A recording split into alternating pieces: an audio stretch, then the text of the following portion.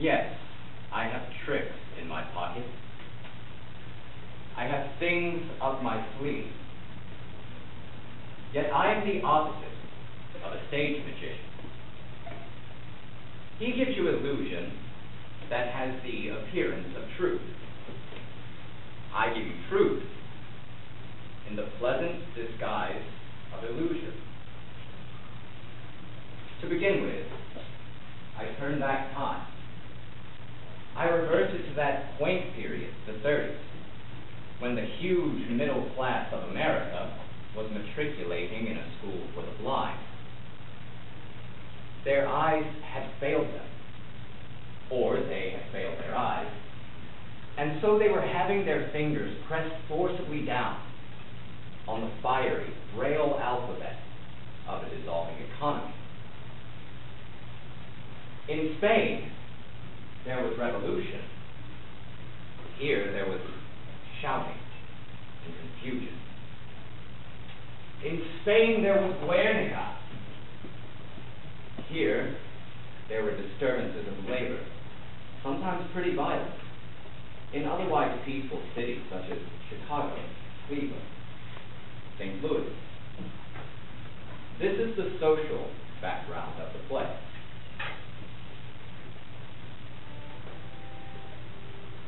The play is memory. Being a memory play, it is dimly lighted, it is sentimental, it is not realistic. In memory, everything seems to happen to music. That explains the fiddle in the wings. I am the narrator of the play, and also a character in it. The other characters are my mother, Amanda, my sister, Laura, and a gentleman caller who appears in the final scene. He is the most realistic character of the play, being an emissary from a world of reality that we were somehow set apart from. But since I have a poet's weakness for symbols, I'm using this character also as a symbol. He is that long-delayed but always expected something that we live for.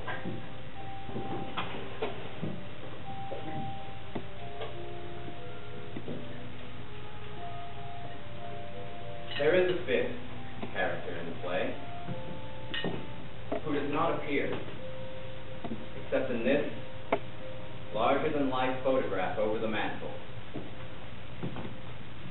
This is our father, who left us a long time ago.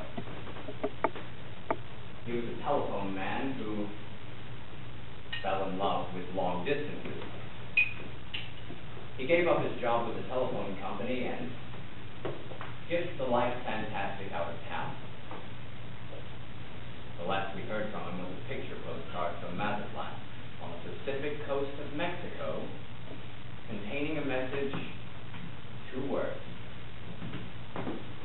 Hello, goodbye, and no address.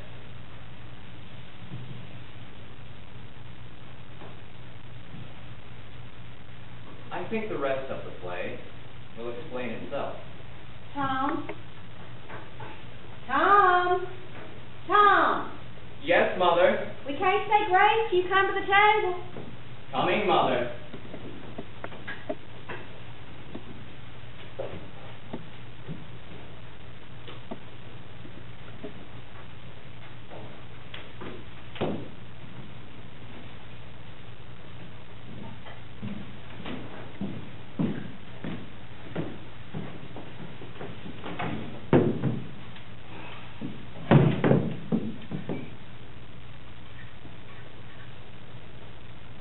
Honey, don't push food with your fingers. Now, if you have to push for something, the thing to push with is a crust of bread. And chew your food. You know, animals have secretions in their stomachs that enable them to digest food without mastication. But human beings are required to chew their food down before they swallow it. So eat your food leisurely, son. Give your salivary glands a chance to function. I haven't enjoyed one bite of this dinner because of your constant directions on how to eat it. It's you who makes me rush through meals, with your hawk-like attention to every bite I take. Sickening. Spoils my appetite. All this talk of animal secretion, salivary glands, mastication. Temperament of a metropolitan star.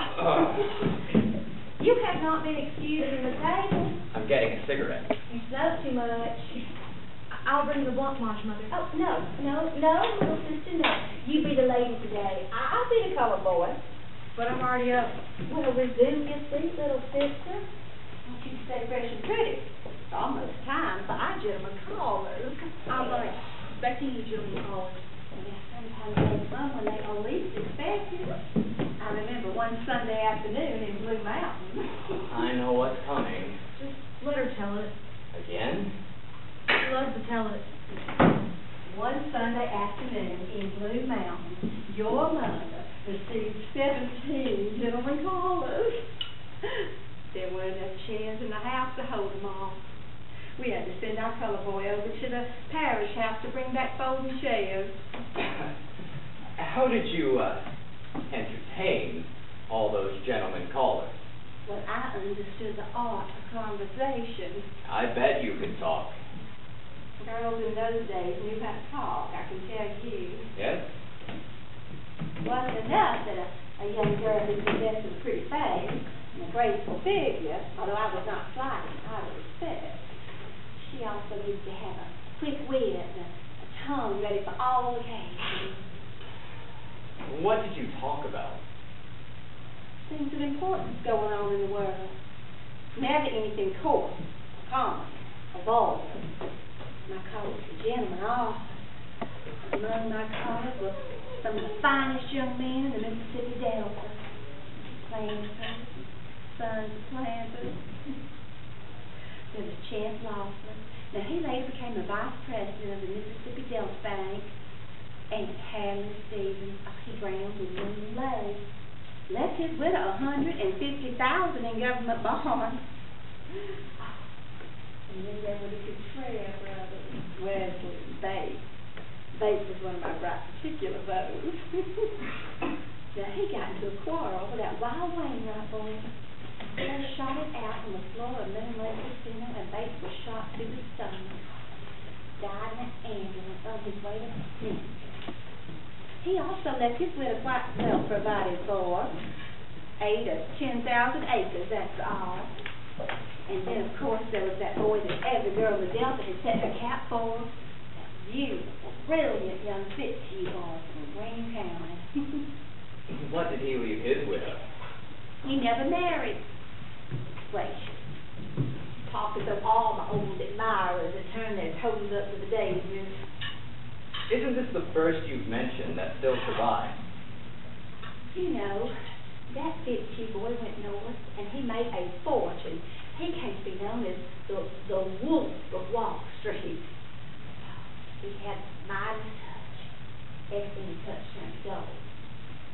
And I could have been Mrs. Duncan J. Fitzhugh, might you?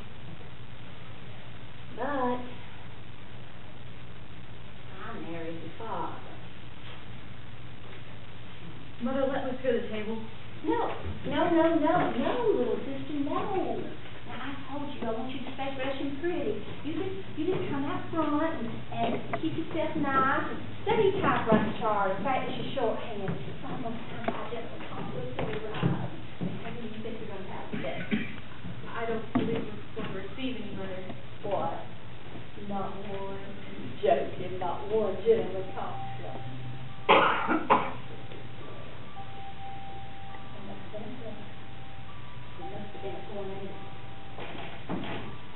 It's not a flood. It's not a tornado, Mother. I'm just not popular like you were in Blue Mountain. Oh,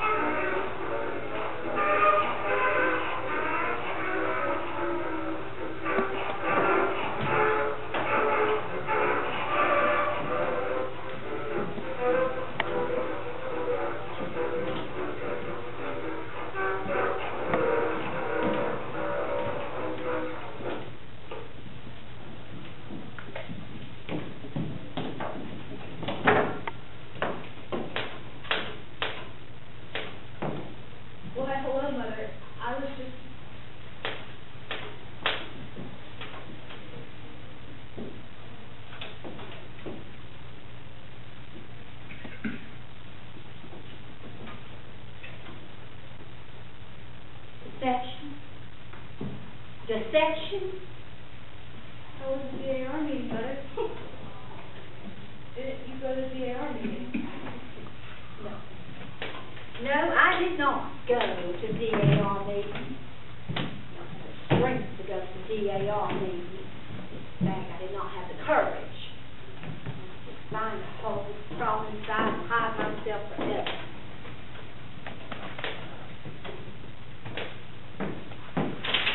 Mother, wait. Mother, wait. What am I doing? How old are you, Laura? Mother, you know my age. I thought you were an adult. Things ought to be said.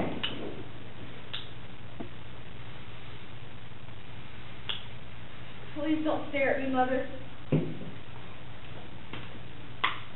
What are we going to do? What's going to become of us? The future. Has something happened, Mother?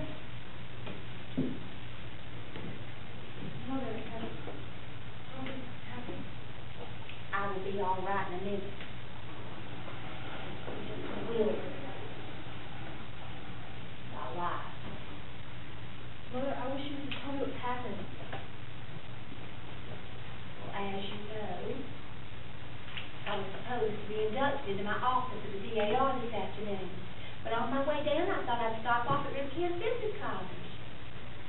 Terry teaches you to sing. And I asked them what kind of progress they thought you were making that night. Oh? Oh. Went to the typing instructor and I introduced myself as your mother. She didn't know who you were. Wingfield, she said, we don't have any such students enrolled in our school. Oh, I assured her they did. And that you have been attending classes there since early in January. Well, I wonder, she said, if you could be talking about that terribly shy little girl who dropped out after only a few days of attendance.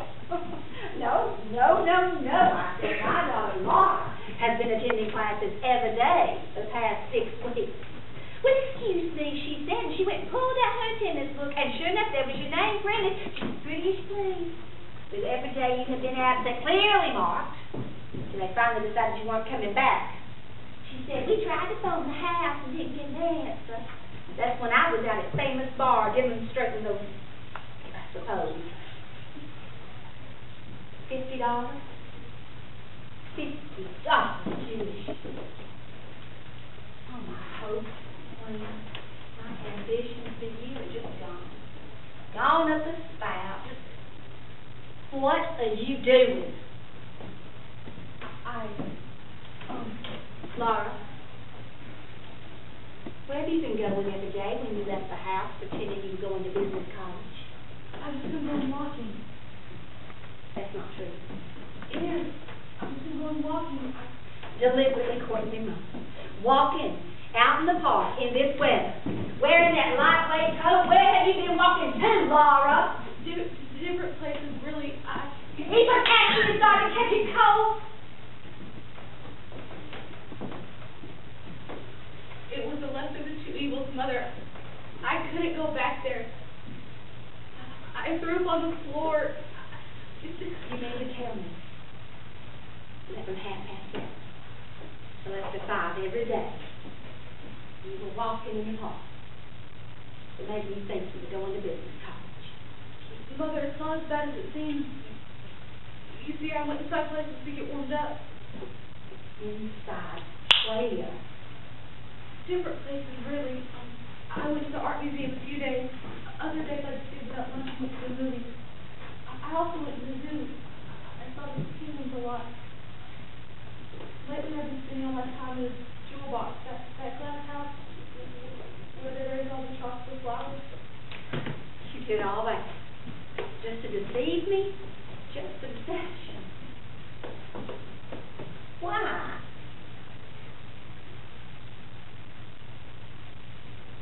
Mother, when you get disappointed, you get an awful suffering on your face. Oh, that's what Jesus is Mother in the museum. I couldn't face it anymore.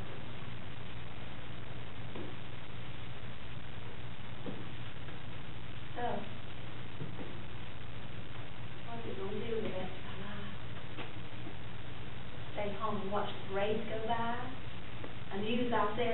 that Glass Menagerie, darling. Turn and play those worn-out phonograph records that your father left as a painful reminder of him. You're not going to have a business career. You're giving that up because you can't notice indigestion. I'll be there later. But the tenants are all right. I know the way what comes of an unmarried woman who is not prepared to occupy a position. I've seen such different cases myself. Badly tolerated spinsters, living upon the grudging patronage of distant husbands, brother's wife, locked away in some little mousetrap room, encouraged by one in-law to go visit another. A bird like this, without any nest, eating the crusty humidity all their lives. Future be mapped out for ourselves, darling. That's the only alternative I can think of. Would be a very pleasant alternative now, isn't it? Of course. Some girls do marry. Laura, haven't you ever liked some boy?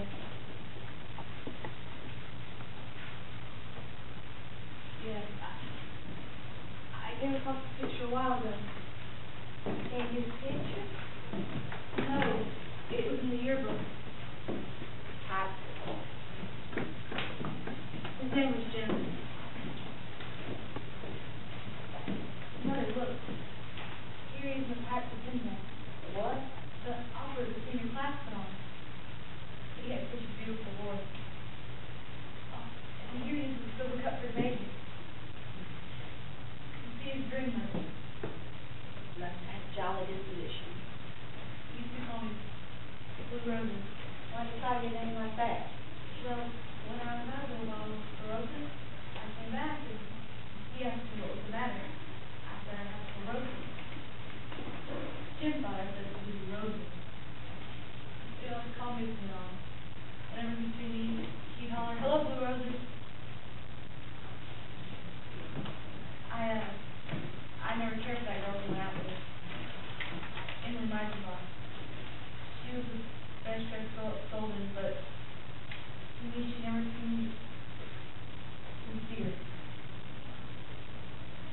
It said in the personal section they're engaged, and that was 6 years ago.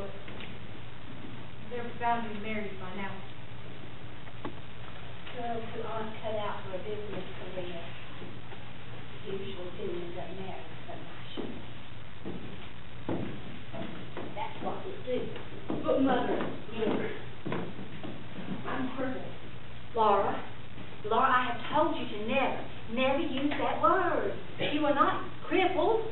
You just have a slight defect. That's all. Why, it's hardly even noticeable. Usually, when people have some of the slight deficiency like that, they cultivate other qualities to make up for it. They develop charm and vivacity and charm. That's all you got to do. One thing your father had plenty of, charm.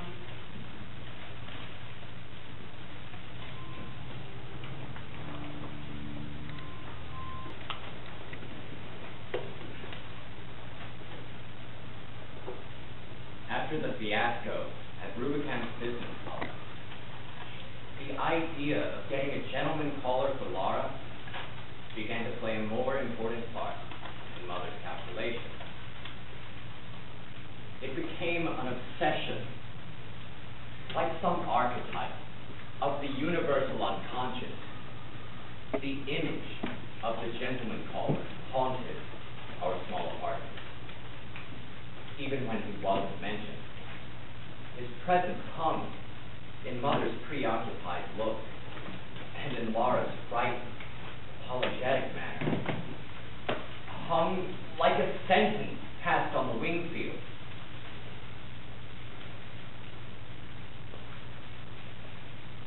Mother was a woman of action, as well as words.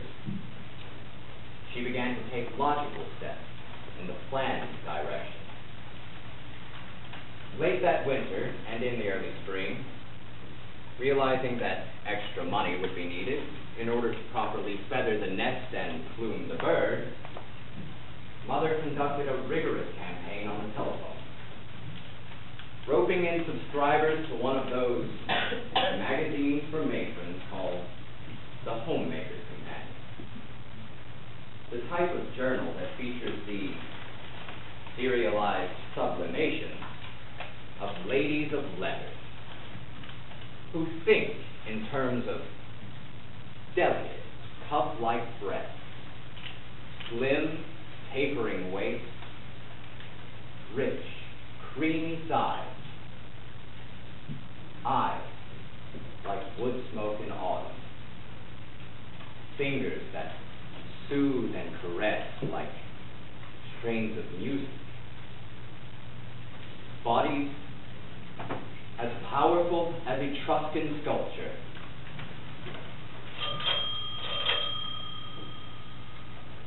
I'm Scott. Well, hey there, honey, it's Amanda Wingfield. How you doing?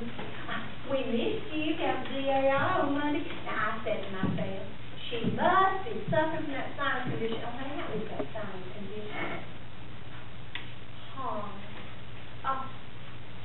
Honey. You're a Christian martyr. No, that's what you are. You're a Christian martyr. Well, now look, the reason I'm calling is I just happen to know that your subscription to the companion's about to expire. Yes, it does for the very next issue. You'll see that new serial by Bessie Mae Hoffa's getting off the stuff and exciting stars. Well, honey, you just got to. You remember how it was when Gone with the Wind came out? You couldn't leave the house if you hadn't read it, yeah? Everybody talks about Scarlett O'Hara. Well, you know, critics are already comparing this book to Gone with the Wind. They're calling it the Gone with the Wind for the post-World War generation. So, burning. Oh, look, sweetheart, don't let them burn. I'll hold on. I don't mind. Hello? Hello? Hello? Yeah. I think she hung up.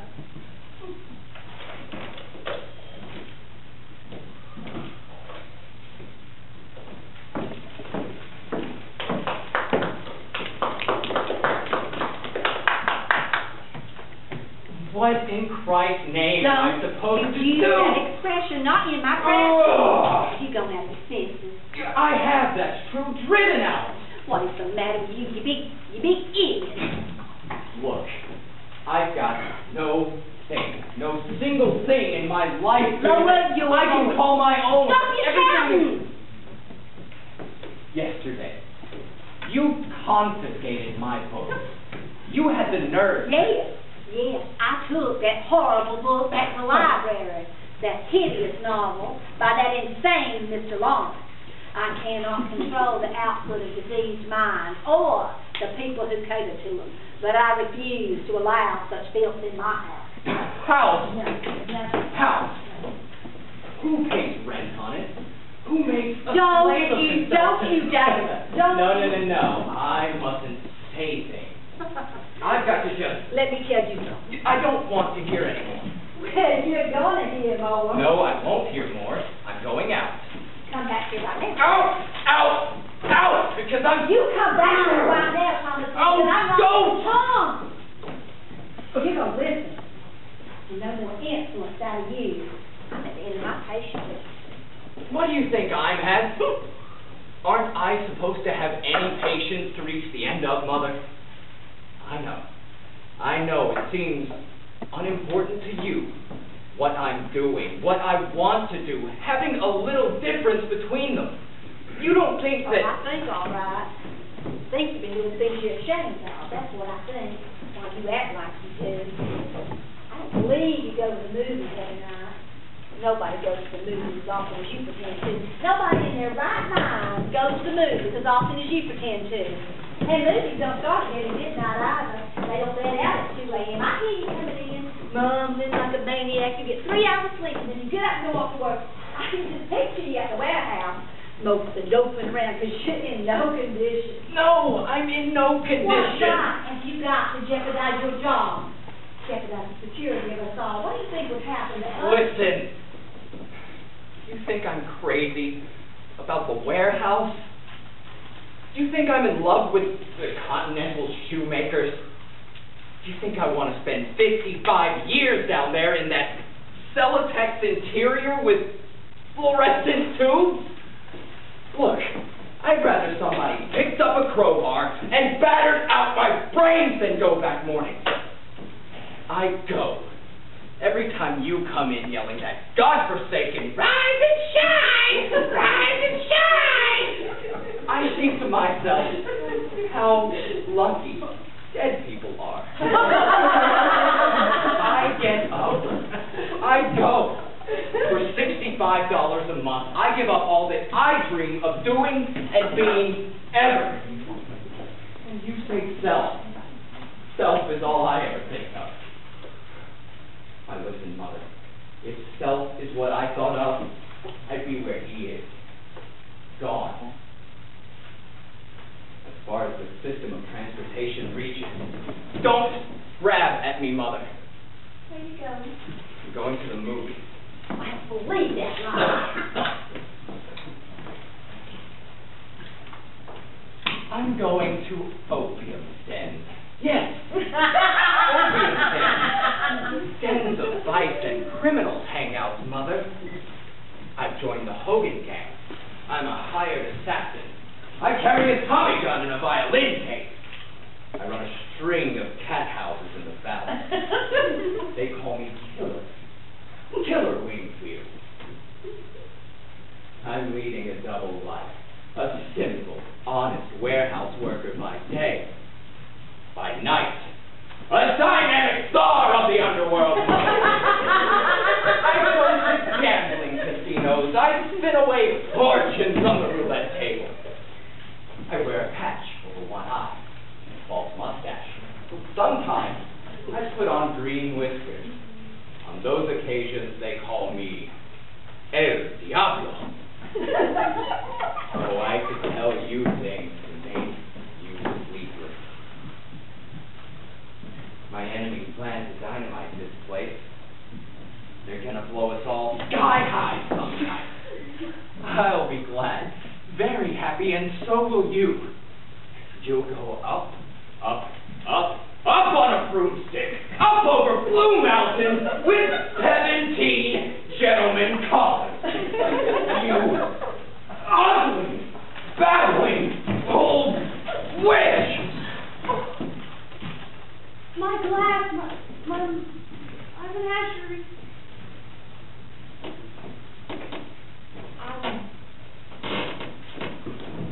I won't speak to you again until you apologize.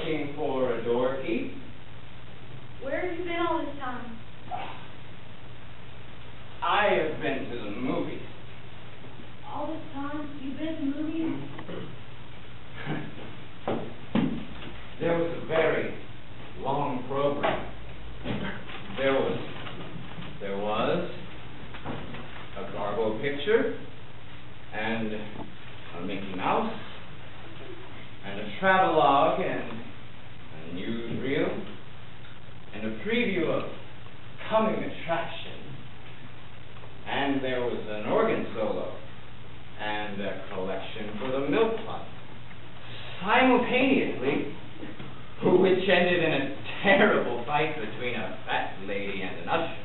Did you have to stay through everything? Of course. And oh, I forgot.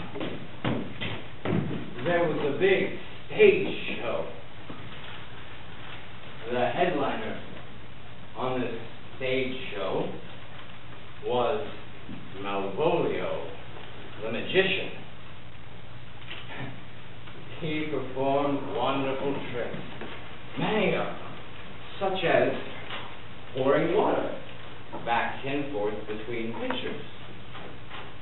First, it turned to wine, and then it turned to beer, and then it turned to whiskey. I know it was whiskey it finally turned into, because he needed somebody to come up out of the audience and help him. And I came up both shows.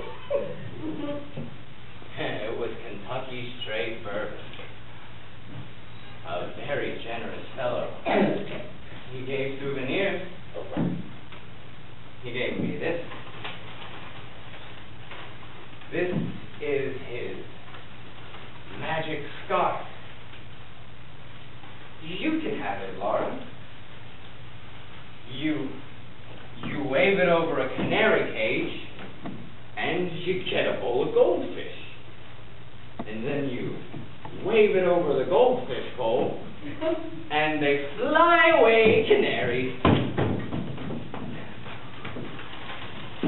But the wonderful trick of all was the coffin trick. We nailed him into a coffin, and he got out of the coffin without removing one nail. There's a trick that would come in handy for me. Get me out of this 2x4 situation. What are you shushing me for? Who was up, Mother? Goody. Goody. Pay her back for all those rise and shine.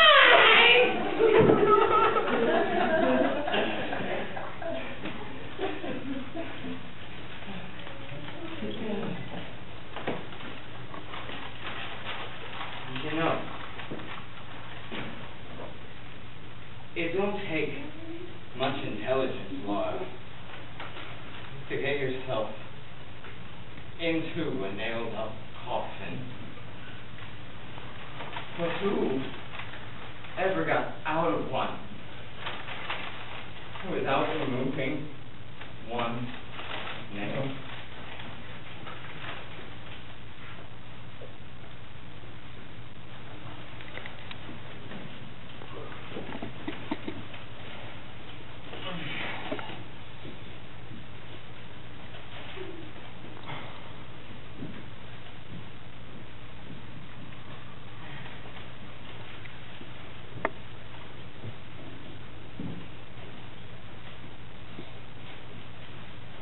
Rise and shine! Rise and shine! Laura, you can tell your brother to rise and shine.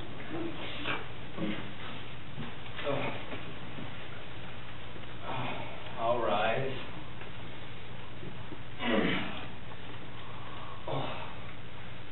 But I won't shine. Laura, tell your brother his coffee's ready. Tom, wake up. It's nearly 7. Don't make Mother nervous. Tom, speak to Mother this morning. Apologize. Say something. She won't to me. It's her that started not speaking. If you just apologize, she'll start speaking again. Her not speaking? That's such a tragedy. Please. Aww. Laura, you gonna do what I ask you to do, but I have to get dressed and go do it myself.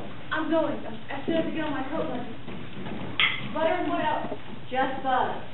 Tell them to charge it. But Mother, they make such faces at me when I do that. Well, sticks and stones may break our bones. The expression on Mr. Garfield's face isn't gonna harm us. Tell your brother his coffee's getting cold. Do what I asked you this morning. Will you? Will you? Laura, either go now or just don't go at all. I'm going. Laura! I'm all right. I slipped. But I'm all right.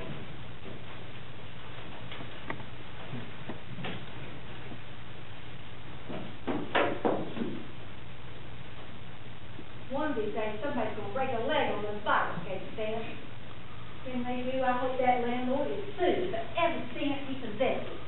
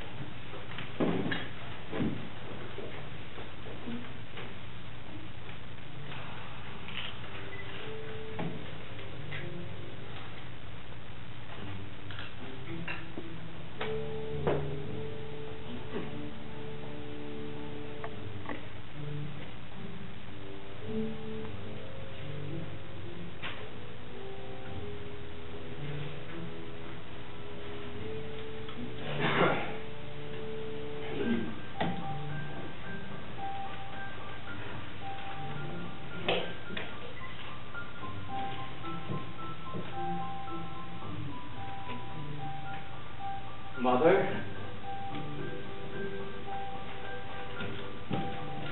I apologize, Mother. I'm sorry for what I said, for everything that I said. I didn't mean it. My devotion has made me a witch. It makes me so hate my children. No, you don't. It's just that I worry so. Please ignore me. I understand that, Mother. I have fought the solitary battle for so long. You've been my right-hand Bible. Don't fall down. Don't fail. I try, Mother. If you try, you will succeed. You are just full of natural endowments, Tom. Both my children, you're very unusual children. I know that, but well, I'm proud, happy. I've a lot to be thankful for. Oh, promise me one thing, son. What, Mother? Promise me you'll never be a drunkard. I will never be a drunkard, Mother. That's what worried me so. You'd be drinking. Eat a bowl of Purina? Just coffee, Shred Mother. wheat biscuits? No, just coffee. You can't work all day on an empty stomach. Now don't go. Too hot liquids give you cancer of the stomach. Little cream. No, thank you. Just to cool it off. No! No, thank you. I want it black. Well, I know you do, but it's not good for you that way. In these difficult times, we have to do all we can to build ourselves up. That's why it's important that I sent your sister out because I had something important I want to talk to you about. If you hadn't spoken to me, I was going to speak to you. What is it, Mother, that you want to discuss? Laura. Oh. Laura.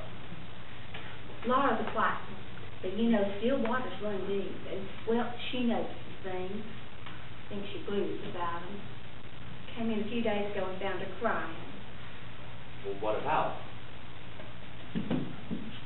You. Me. Laura has it in her head that you're not happy here. What gave her that idea? What gives her any idea, however you do act strangely. I'm not criticizing. I understand that your ambitions do not lie down at the warehouse. And that, well, like everybody in the whole world, you've had to make some sacrifices.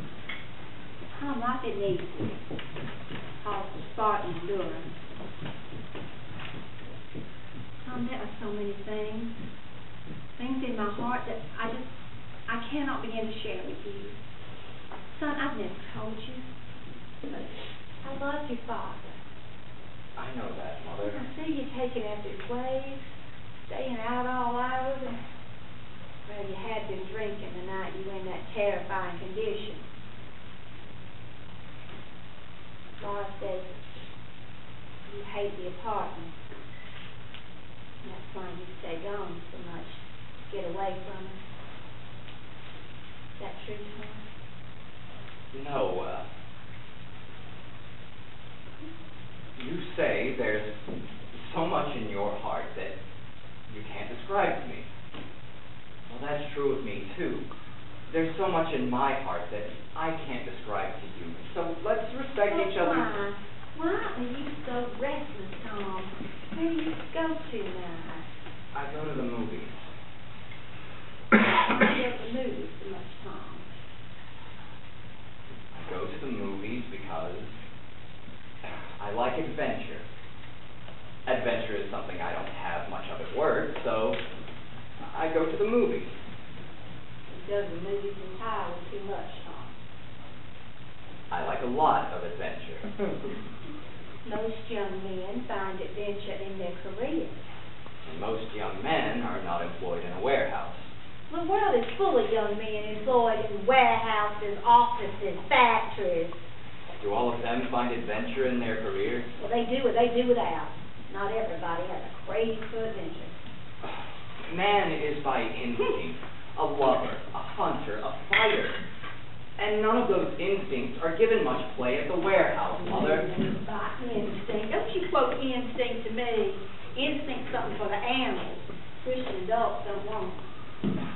Well, what do Christian adults want then, Mother? Superior things. Things of the mind and the spirit. All my animals have to satisfy the instinct. Surely they're somewhat higher than theirs. Monkeys, pigs. I reckon they're not. You're joking. However, that's not what I wanted to talk to you about. I haven't much time. You got 5 minutes. Did you want me to punch in lead at the warehouse, Mother? Oh, sit down. I want to talk to you about Laura. All right. What about Laura? Looks like you're making some plans and some provisions for her. She's older than you. 2 years. And nothing's happened. She drifts along doing nothing. Frightens me how she drifts along. I guess she's the type that people call a homegirl. That is English type. If there were, it would be a few, unless, of course, the home's hers with a husband. What? I can see the writing on the wall, as plain as I can see the nose on my face. Terrifying. More and more, you remind me of your father. He was out all hours without explanation, and one day he's just gone. Goodbye. Left me holding the bag. I saw the letter you got from the Merchant Marine. I'm not standing here blindfolded. I know what you're dreaming of. Very well. Do it. But not until there's someone to take care of your sister. What do you mean? I mean, if a large settle, have somebody to look after her. She's married, independent, a home of her own. Then you are free to go wherever you want, on land, on sea, wherever the wind blows you. But until then, you got to stay here and look after her. I don't say me, because I'm old, and I don't matter. Tara's still young and independent. Tom, I tried. I put him in business college. It was a dismal failure. I was nervous, she'd sick to her stomach. Took it in the young people's league at church. It was another fiasco. She spoke to nobody, and nobody spoke to her. All she does is fool with those glass ornaments and play those worn-out records all day. Now, what kind of life does that poor girl lead? What can I do about it? Overcome selfishness? Selfish. All you ever think of. Tom, don't forget your wool muffler. Where's your wool muffler? Now, son, I hadn't said yet what I wanted to ask you. I'm too late to... Down at the warehouse, aren't there nice young men? No! There must be some. Mother. Will you find one? Find one that's clean living, doesn't drink, and ask him out for sister. What? For your sister, to meet, to get acquainted. Oh my gosh! Will you? Will you? Will you, dear? Yes!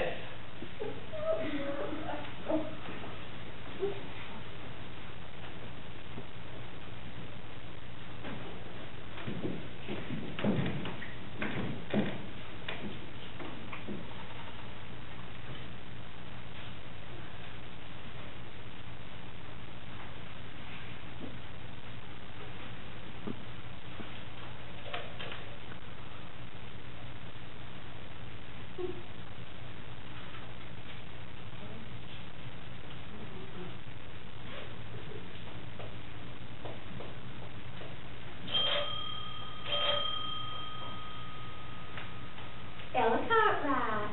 Well, hey, sweetheart, it's Amanda Wingfield. How you do? Well, how is your kidney condition? Oh, honey. Oh, hard. You're a Christian martyr. No, that's what you are, a Christian martyr. Well, now, sweetheart, the reason I'm calling is I just happened to notice in my book that your subscription to the companion is just about to expire. It does with the very next issue. Yes, I know you don't want to miss that new serial, Bessie Mae Harper. You know, it's the first thing she's written since Honeymoon 3. Yes, wasn't that a strange and interesting story? Well, you know, this one's even lovely, I believe. It has a sophisticated society background. It's all about the horsey stand out on Long Island. Would you do me a favor? What? Comb your hair. You look so pretty when your hair's combed. You know, there's only one respect in which I would have you emulate your father. What respect is that? The care he took with his appearance. That man never allowed himself to look untidy.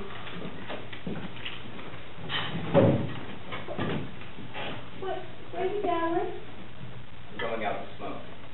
You smoke too much. A pack a day at 15 cents a pack. How much is that in a month? 30 times 15. How much is it a month?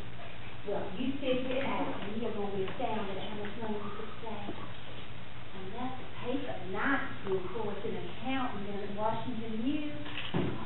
Wouldn't that be a wonderful thing for you, son? I'd rather smoke. I know. That's the tragedy.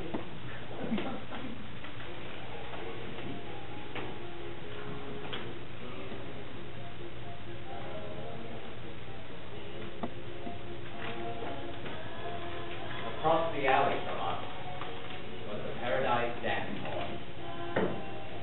On evenings in the spring, the windows and doors were open, and the music would come outdoors. Sometimes the lights were turned out, except for a single glass sphere. It hung from the ceiling and would turn slowly about to filter the dust with delicate rainbow colors. Then the orchestra played a waltz or a tango, something that had a slow and sensuous rhythms. Couples would come outside to the relative privacy of the alley. You could see them kissing behind ash pits, telephone poles. This was the compensation for lives that passed like mine, without any change or adventure. Adventure and change were imminent in that year. They were waiting around the corner for all these kids, suspended in the mist over Berchtesgaden, caught in the folds of Chamberlain's umbrella. In Spain there was Guernica, but here there was only hot swing music and liquor, dance halls, bars and movies, and sex that hung in the gloom like a chandelier and flooded the world with brief, deceptive rainbows. All the world was waiting for bombardment.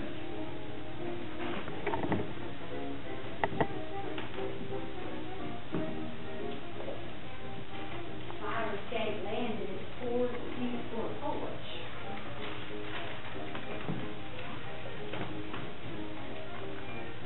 The moon, Yeah, moon's night.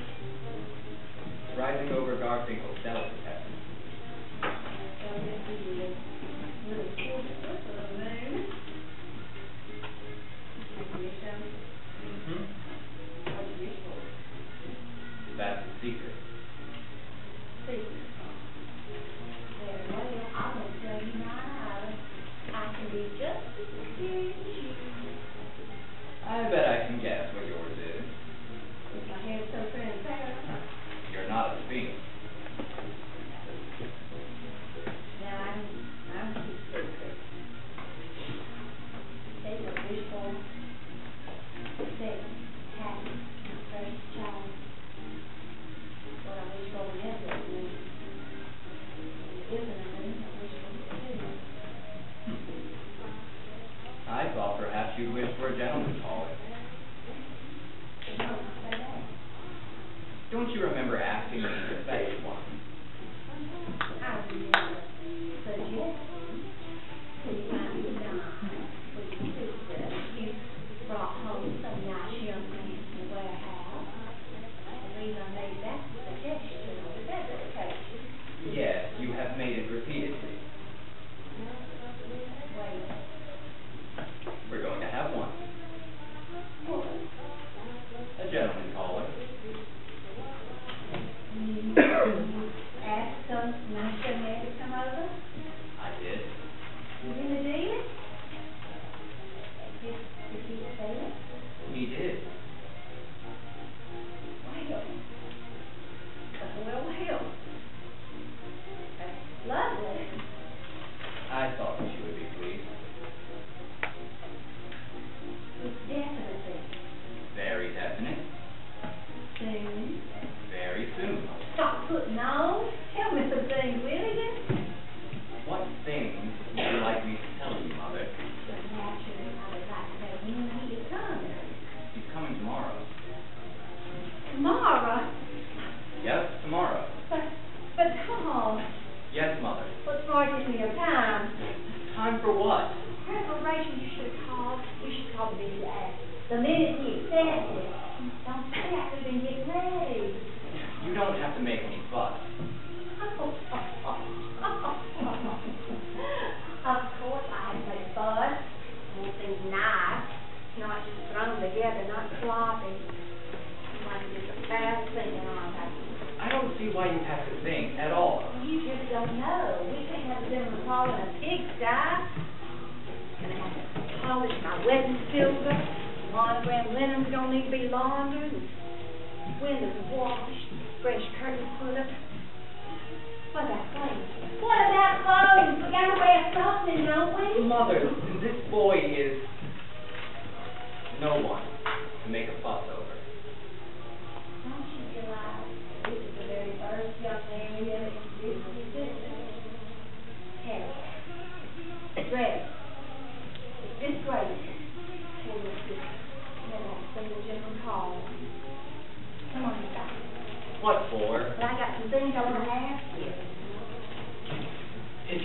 make such a fuss, I'll call the whole thing off. I'll tell him not to come. You will do nothing of the sort. Now, nothing offends people worse than a broken engagement. Means I'm going to have to work like a Turk. It won't be brilliant. We'll pass inspection. Now, tell me something. Come on in. Sit down. Any particular place you would like me to sit? That's Kevin's. I got the new couch. Maybe put it on a floor lamp. I'll get him to send that out. And if I put the chintz covers on, that'll brighten things up. Now, what's the young man's name? His name is O'Connor. Let me fish. Tomorrow's Friday. I made that salmon roll. The dirtiest dressing. You met him down at the warehouse? Of course. How else would He I? doesn't drink, does he? Why do you ask me that? Well, your father did. Don't get started on that. Oh, he does drink. Not that I know of. Oh, you be sure. Make certain. Last thing I want for my daughter before the drink. Aren't you being a little premature? Mr. O'Connor has not yet appeared on the scene. But will tomorrow to meet your sister. What do I know about his character? Tom nothing. You know, old maid is better off than the wife of drunk. Oh my God. Be still. Lots of fellows meet girls whom they don't marry. Talk sensible, Tom. Don't be so sarcastic. What are you doing? Well, she's down that cow leg. Now, tell me some more about this young man. What is his position down at the warehouse? This young man's position is that of a shipping clerk, Mother. That sounds like a fairly responsible position. Sort of job you'd have if you had any get up. What's his salary? Have you any idea? I would judge it to be approximately $85 a month. Not exactly a princely sum. However, 20 more than I make. how well I know. Still, $85 isn't much more than a family man could just get. Yes, but Mr. O'Connor is not a family man. Yes, but he might be someday. Might be sometime in the future. I see. Plans and provisions. Tom, you are the only young man I know who refuses to admit the fact that the future becomes the present, and the present becomes the past. The past is filled with everlasting regrets if you don't make plans for it. I will think that over and see what I can make of it. Don't be super silly for your mother. Now, tell me some more about what you call him? James D. O'Connor. The D's were delayed. Fresh. Irish on both sides. And he didn't drink. Shall I call him up and ask him right this minute? No. The only way to find out such things is to make a discreet inquiry at the proper time. Now, back in Blue Mountain, if it was suspected that a young man drank, the girl who'd been receiving his attention, if any girl was, would ask his minister, or rather her father, would ask his minister, and that way, a young woman's prevented from making a tragic mistake. Then how did you happen to make a tragic mistake?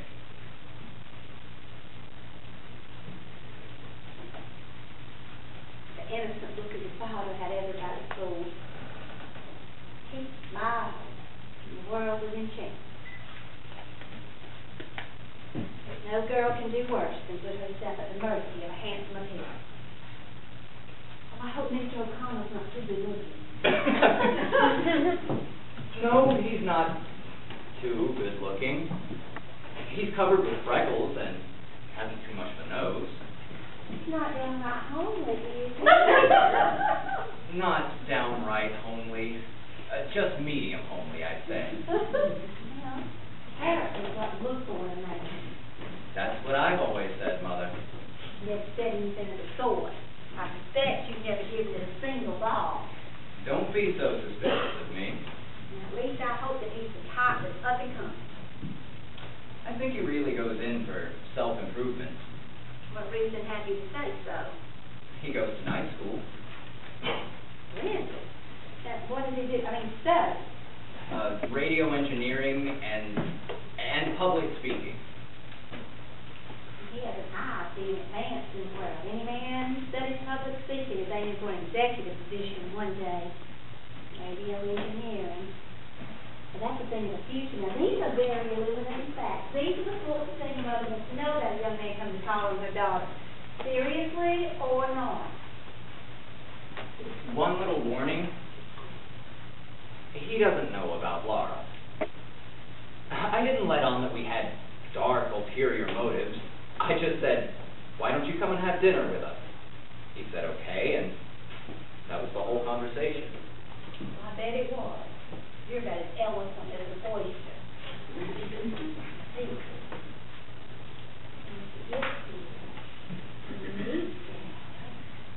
See how pretty she is. That's his lady star. He was invited to dinner. Mother, you mustn't expect too much of Laura. What do you mean? Laura seems all of those things to you and to me because she's ours, and we love her. We don't even notice she's crippled anymore. Don't use that word. You know I never allow that word to be used. Face the facts. She is, and that's not all. What do you mean, not all? Laura is very different from other girls. Well, I think the difference is all to her advantage. Not quite all. In the eyes of others, strangers. Laura is terribly shy and lives in a world of her own, and those things make her seem a bit peculiar to people outside the house. Say peculiar? Face the fact, she is. In what way is she peculiar, may I ask? She lives in a world of her own, a world of little glass ornaments, Mother.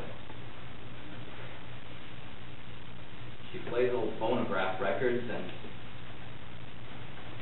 well, that's about all.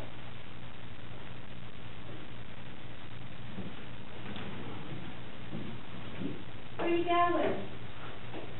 Going to the movies. Oh, to the movies. I don't believe you're going to the movies.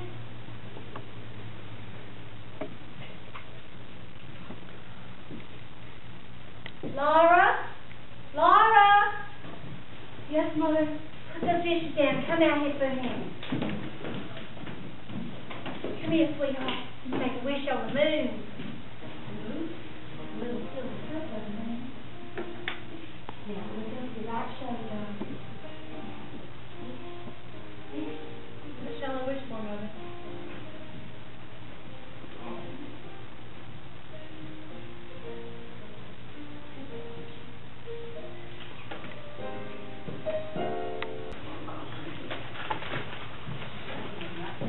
And so the following evening, I brought Jim home for dinner. I had known Jim slightly in high school. In high school, Jim was a hero. He was a star in basketball, captain of the debating team, president of the senior class and the glee club, and he sang the male lead in the annual light-off.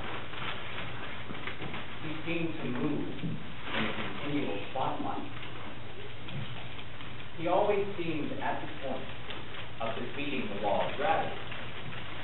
He was always running or bounding, never just walking. He was shooting with such velocity through his adolescence that he was logically expected to arrive at nothing short of the White House by the time he was 30. But Jim apparently ran into more interference after his graduation from Seoul. His speed had definitely slowed.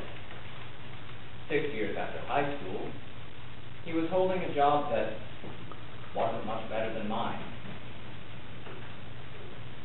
He was the only one at the warehouse with whom I was on friendly terms. I was valuable to him, as someone who could remember his former glory, who had seen him win basketball games and the Silver Cup in spades. He knew my secret practice of retiring to a cabinet in the washroom to work on poems when business was slack in the warehouse. He called me Shakespeare. And while the other boys in the warehouse regarded me with suspicious hostility, Jim took a humorous attitude toward me. Gradually, his attitude affected the others. Their hostility wore off, and they too would smile at me, as people smile at an oddly fashioned dog who trots across their path from some distance.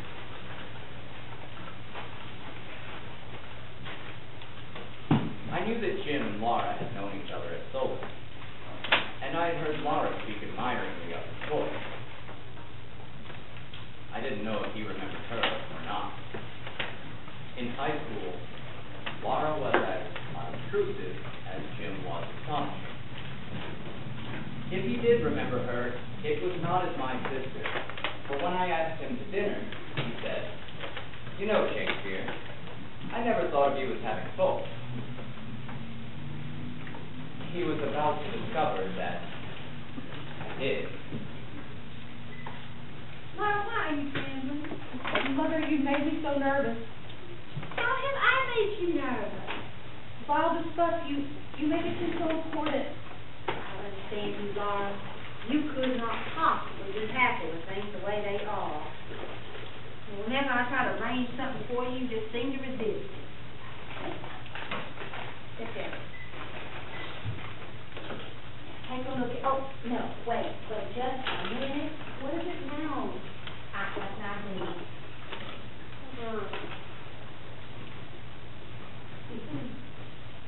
Mother, what are you doing? They call them gay deceivers. I won't wear them. You will. Why should I? 'Cause, to be painfully honest, your chest is flat. You make me seem like a little trap. All pretty girls are a trap. A pretty trap. Men expect them to be so. Take a look at yourself in the mirror.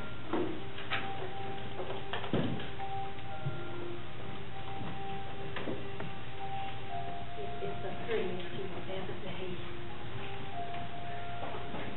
You gotta go fix himself now. You're gonna be surprised at your mother's appearance. It's just not dark enough yet.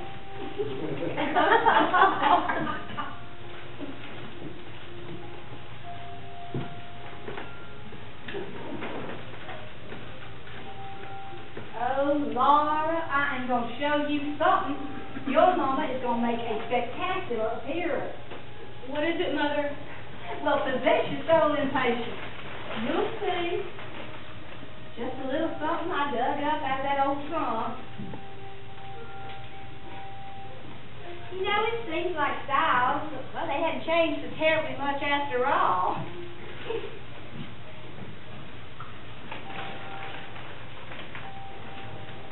Laura, behold your mother. This is the dress in which I led the cotillion when we take walk twice at Sunset Hill. That it wore it when I went to the Governors Ball down in Jackson. See how sashayed in the ballroom? I had it on Sundays for my gentleman callers. I had it on the day I met your father. I had malaria fever all that spring, changing climate from East Tennessee to the Delta, weakening my resistance. And the temperature all the time. What's this about? Not nothing serious though. Just enough to make me restless and giddy. Invitations poured in from all over the Delta. Mama said, "Honey, you got to leave, you got to stay home." But I wouldn't. Took some quinine and kept on going. Evening dances, afternoons long rides, and picnics. Oh, Lord, it was so lovely that country in the day. Lacy and dogwoods, and literally flooded with jog for us. Now, that was the spring that I had an crazed for jonquils. Jonquils became an absolute obsession. Mama said, honey, we don't have any more room in the house for jonquils. Kept on bringing in more jonquils. Whenever I'd go, I'd see jonquils and make all the gentlemen callers put together those jonquils. Pretty soon it became a joke. Amanda with her jonquils. Mom said, honey, there's no more room in the house. We don't have any more bases to hold those jonquils. I said, no more bases? Well, that's just fine. I'll hold all those jonquils myself. And then let your father. Larry Caesar. John. Sorry.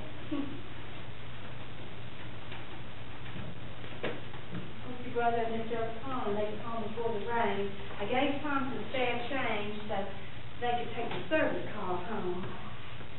What did you say his name was? O'Connor. And his first name? Oh, I don't remember. Wait. It was Jim. Yes. I remember it was Jim. I remember that because I had never known a Jim that wasn't nice. Are you sure his name was Jim O'Connor? Yes, why? Is he the one Tom you knew from high school? I didn't say so. I think you met him down at the warehouse. Why? There was a Jim O'Connor, Tom and I both went in high school. If he's the one coming to dinner, you'll have to excuse me, I won't come to the table. What sort of nonsense is this? You asked me once if I ever liked a boy. Don't you remember me showing you this picture? That boy from the yearbook. Yes, that boy. Laura. Were you in love with that boy? I don't know, Mother. All I know is if it's him, I can't sit at the table. Well, it won't be. Not the least bit likely. Whether it is or not, you will come to the table. You will not be excused. I'll have to be. Laura, I'm not in the mood to humor the nonsense. I put up with enough of that for you and your brother both. You just sit down and compose yourself until they get here. Now, Tom left the keys at home again, so you're going to have to let him and Mr. O'Connor in when they arrive. Mother, you go to the door. Laura, I will be in the kitchen busy. Please. Don't make the dressing for that salmon loaf. Such and silliness. All over Jim and Laura. Laura, go into the door. No, I think we just beat the rain. Laura, darling, you're going to need to let your brother and Mr. O'Connor in. Go let answer the door, please, sweetie. Mother, please. Now, you silly thing. Make me go, please. Why, Laura, have you chosen this moment to lose your mind? Mother. Laura, you are going to have to answer that door. I can't either. Why? I'm sick. I'm sick too. You're feeling it. Laura, you and your brother both fantastic queens and preposterous behavior. Can you give me one good reason why? Just a minute, I'm coming. You should be afraid. Get over there. March. March.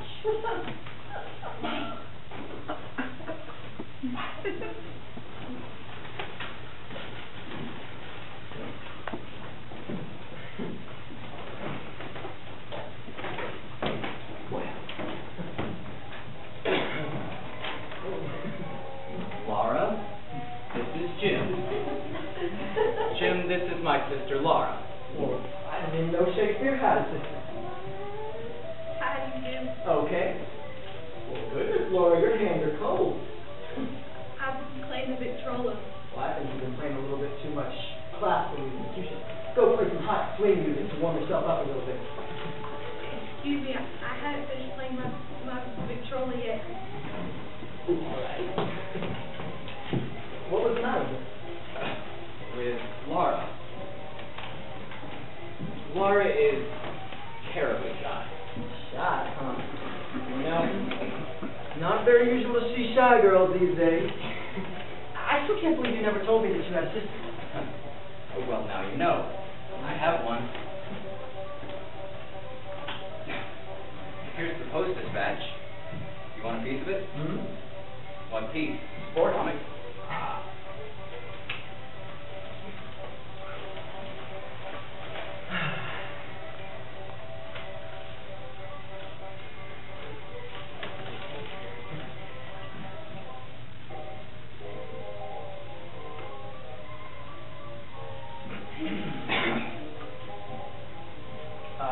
So, Dizzy Dean seems to be on his bad behavior again. Yeah? Yep.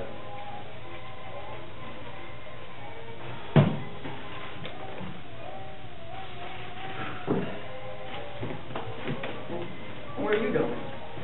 Going out on the terrace. We're all right. You know, Shakespeare, I'm going to tell you a bill of goods. What good? Well, of course I'm speaking. In public speaking. Huh?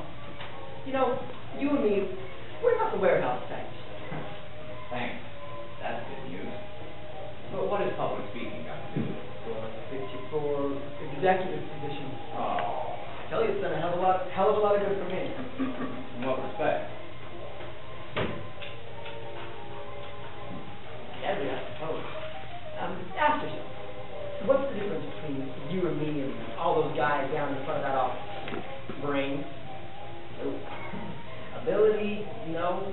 Well, then what? If you're so curious, I'll tell you admit there's one little thing.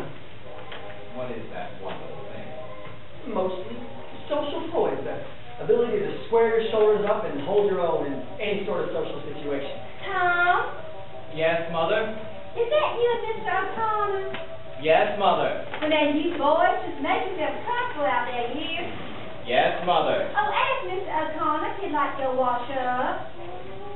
No, ma'am, thank you, though. I did that back at the warehouse. Now, Tom, Yes? Mr. Mendoza was talking to me about you today. Favorably? What do you do? Well, you're going to find yourself out of a job if you don't wake up. I am waking up. Showing no signs. Signs are interior. I'm planning to change. I'm right at the point of committing myself to a future that doesn't involve Mr. Mendoza with a warehouse or even a night school course in public speaking. What are you gasping about? Tired of the movies. Movies? Yes, movies. Look at them. All those glamorous people having adventures, hogging it all, gobbling the whole thing up. You know what happens? People go to the movies instead of moving. Hollywood characters are supposed to have all the adventures for everybody in America, while everybody in America sits in a dark room and watches them have them. Yes, until there's a war. That's when adventure becomes available to the masses. Everyone's dish, not only able.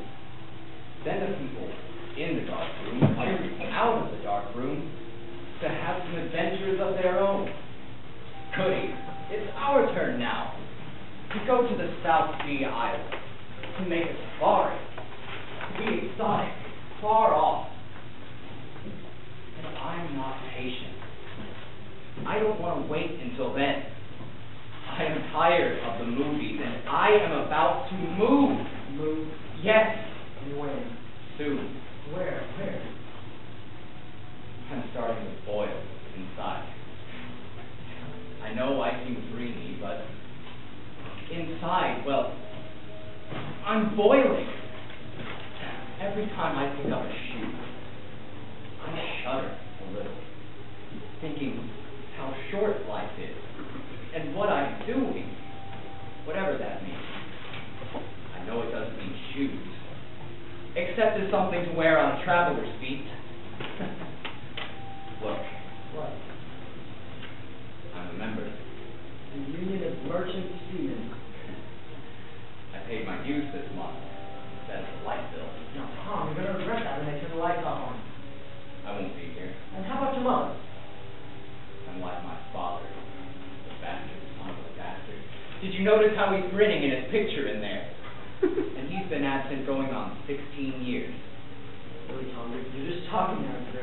How does your mother really feel about it? Shh. Here comes Mother. Mother is not acquainted with my plans. Where are you all? On the terrace, Mother.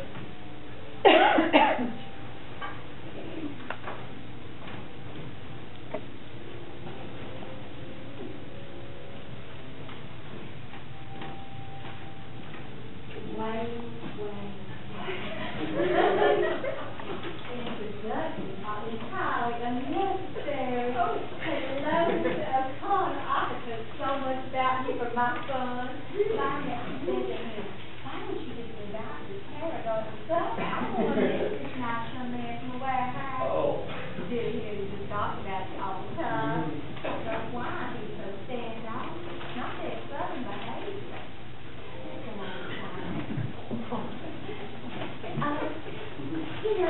so cool a little while ago. We had such a nice, fresh breeze. I just don't know where it went. And now it's just so calm. Leave that door open. Okay. You know, it is so warm already. It's not even quite summer yet. It's going to burn up when summer gets here.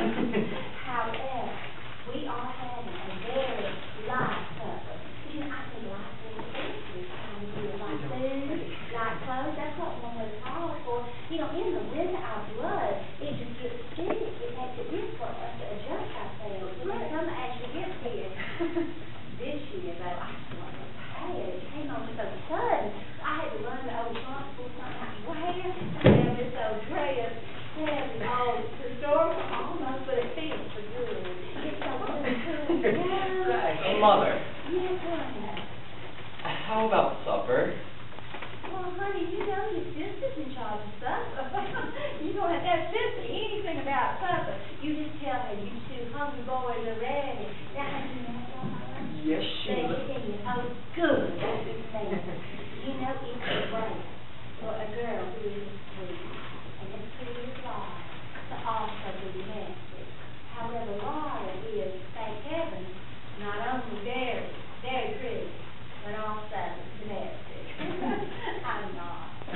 Never have been. I can't make a thing but angel food cake. Of course, it's loud. We have many servants, but John. All that is graciously discovered. I don't know what you brought. You know, all my general callers were planters and sons of planters, and so naturally I assumed that I would marry one and would raise my children on a large plot of land, but man proposes and woman accepts the proposal to bear that on saying just a little bit. No, I married, no planter. I married a telephone man. That gallantly smiling gentleman there in the wall. A telephone man who sat in the love of long distance. Where he travels now, I'll be right here. Oh, enough about my tribulation. Let me go with. Oh, well, I hope you don't back it. Tom! Yes, Mother. Tom, honey, is supper about ready? Looks to me like supper's on the table.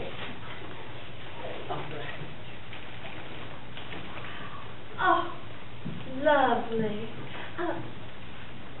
Where's Laura?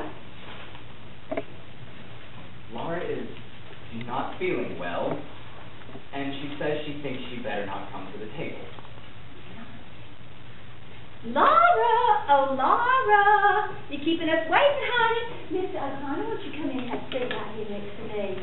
Laura Winsfield, sweetheart, we're just not going to be seated if you come to the table. And you know we can't say grace till you get here. Now, come on. There you are.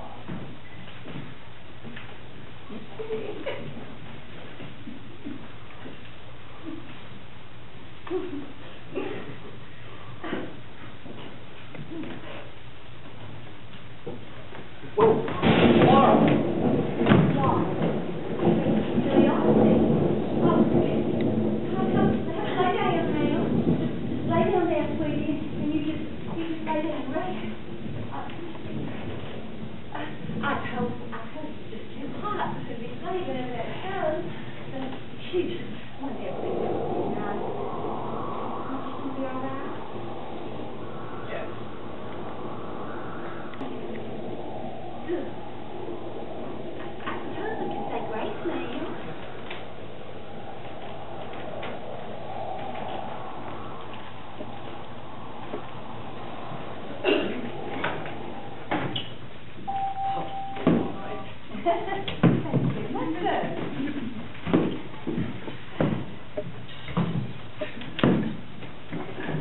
Tom, you say grace. Oh,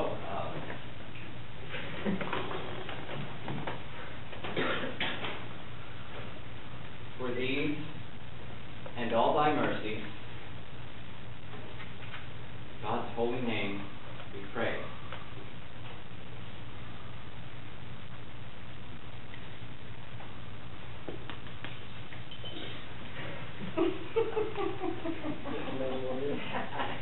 You are just too funny.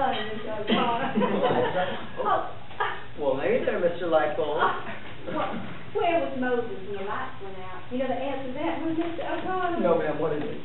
In the dark. Now, everybody just sit still. Okay. Good thing we have these candles on the table. I just light them. Which one of you fine gentlemen can provide me a match? I can do that. Well, thank you very much, sir. Thank you. Mr. O'Connor, do you know anything about fuses? We must have burnt one out. I know I don't, and Tom is a total loss when it comes to mechanics. Yes, ma'am. Well, now, you come on back. Be careful. We don't want our gentleman caller breaking his neck. Wouldn't that be a fine how you do? Now, where's the fuse box? Oh, back here by the stove. Be careful. Be careful now. I'll try my best. Can you see it yet? No, ma'am, not just yet. Isn't electricity a mysterious thing?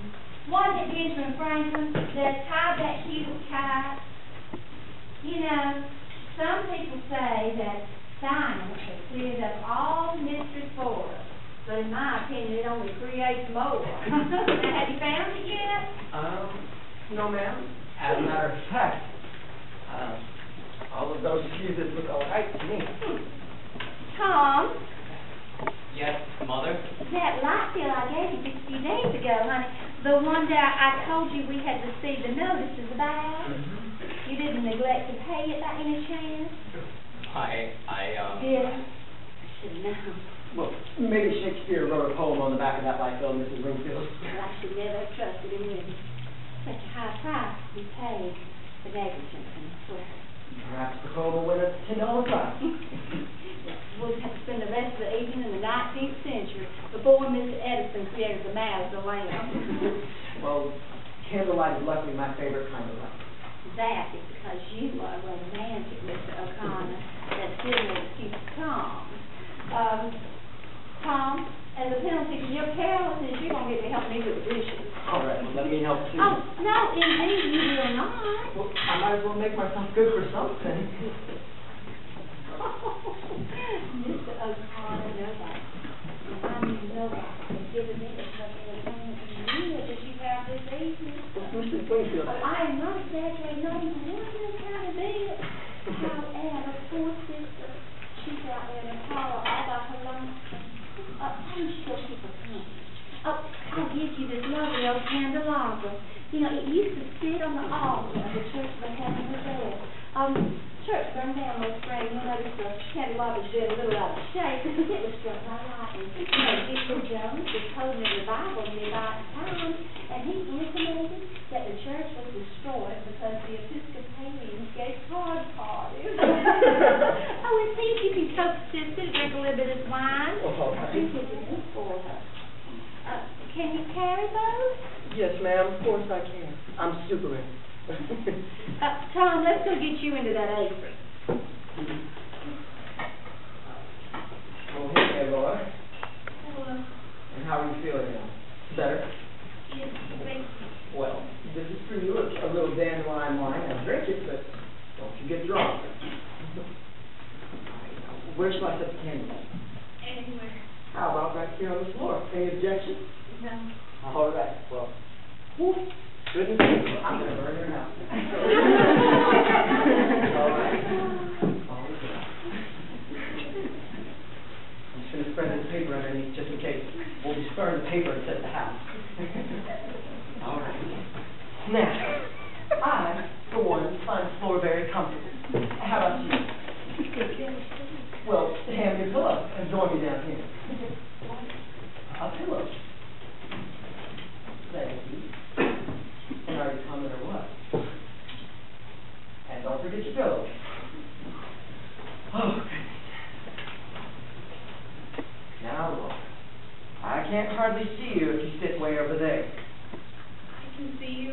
Yes, but that's not fair. I'm in the limelight. And that's better. How are you? Comfortable? Yes.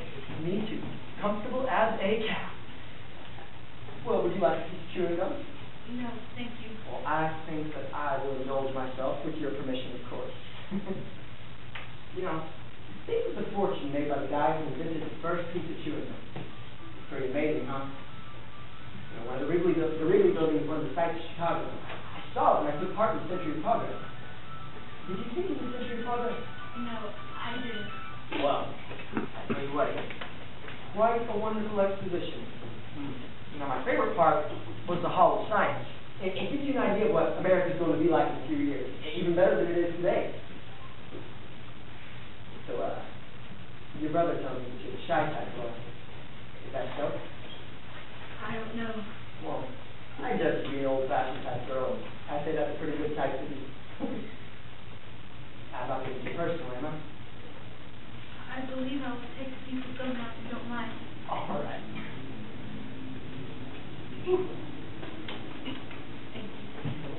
So, Mr. O'Connor, have you kept up with your singing? Singing? Me? Yes, I remember what a beautiful voice you had. Well, when did you hear me sing? You say you heard me sing? Quite often. I don't suppose that you remember me at all? You know, I did think that I'd seen you before when you first came to the door, and I started to say your name, except, well, it wasn't a name at all. It was something else. Wasn't it, Blue Roses? Blue Roses, my gosh, yes. That's what it was. I didn't connect you with high school for some reason or another, but that's what it was, wasn't it? High school. I didn't know you were Shakespeare's sister. I'm sorry. I didn't expect you to. You fairly knew me. Well, we did have a speaking acquaintance, huh? Yes, we spoke to each other And when did you recognize me? right away. As soon as I came to the door. Well, when I heard your name, I thought it was probably you. I knew that Tom used to know Lil in high school, but when you came to the door, well, then I was sure. Well, why didn't you say something then? I didn't know what to say. I was surprised. Well, you know, this sure is funny. Isn't it, sir? So let's see. We had a class and something together. Yes. And what was that? It was singing, chorus. I sat across the aisle from you in the auditorium on Mondays, Wednesdays, and Fridays. That's right. I remember you always came in late. Yes. It was hard for me getting upstairs. I had that brace on my leg. It clumped so loud. I never heard you thumping. To me, it sounded like thunder. Well, I never heard anything at all, Laura. And everyone was seated before I came in. My seat was in the back. I had it clumping all the way up the aisle. And everyone was watching me. And You should have been so self-conscious. I know, but I was. And it was all such a relief when the singing started. I placed you. I used to call you Blue Roses, and how was it that I got to call you that? Well, I was out a little while with an attack of fluorosis, and when I came back, you asked what was the matter. I said I have fluorosis, but you thought I said Blue Roses. Oh, gosh. Well, I hope you didn't mind. No. You see, I liked it. I wasn't playing with any people. Yes, as I remember, you sort of stuck by yourself. I never had much luck at making friends. Well, I don't see why you wouldn't. I started out badly. You mean being... Yes, it sort of stood between. Well, you shouldn't have left. I know, but I did, and You were shy with people. I tried not to be, but I never. Overcome it. You should never overcome it. No, I never could. I guess being shy is one of those things that you have to gradually work your way out of. Huh? Yes. It takes time. Yes, it does. You know, Laura, people are not so dreadful when you get to know them, believe it or not. And that's what you have to remember.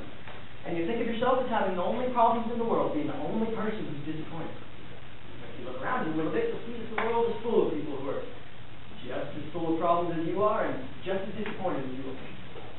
Take me for instance.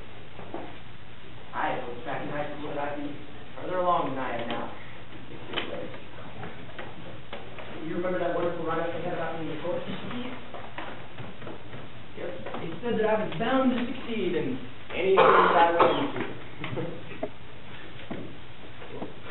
Holy Jesus, that's a torch. Yes. Oh my God. Where's the paper? Right here. There you are in the pirate Sinbad. I had the baritone lead in that operetta. You sang it so beautifully. Oh. Yes, you sang it very beautifully. No, you heard me? All three times. No, all your performances. Yes. Well, why? I wanted to ask you to autograph my program. Well, why didn't you then? You were autographed by your own friends so much that I never had the chance to. Well, you should have just... I know, but I thought you might think I was... You thought I might think you were what? Well, Well, you know, I I was beleaguered by females in those days. We're terribly popular. Yeah? But you had a friendly way. I was spoiled in high school. Everyone liked you. Even you? Yes, you see, I did too, and... Well, give me that program, Laura.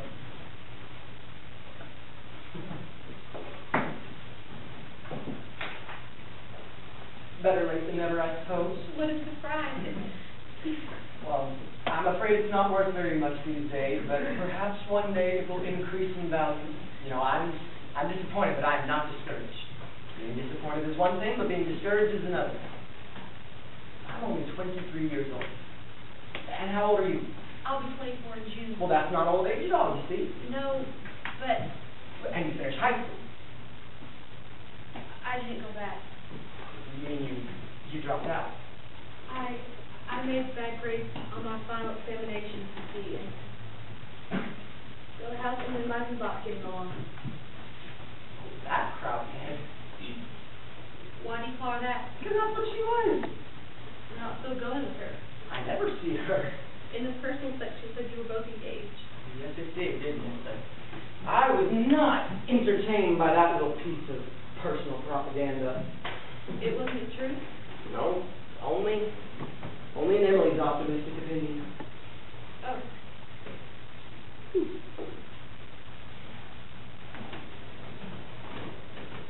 So,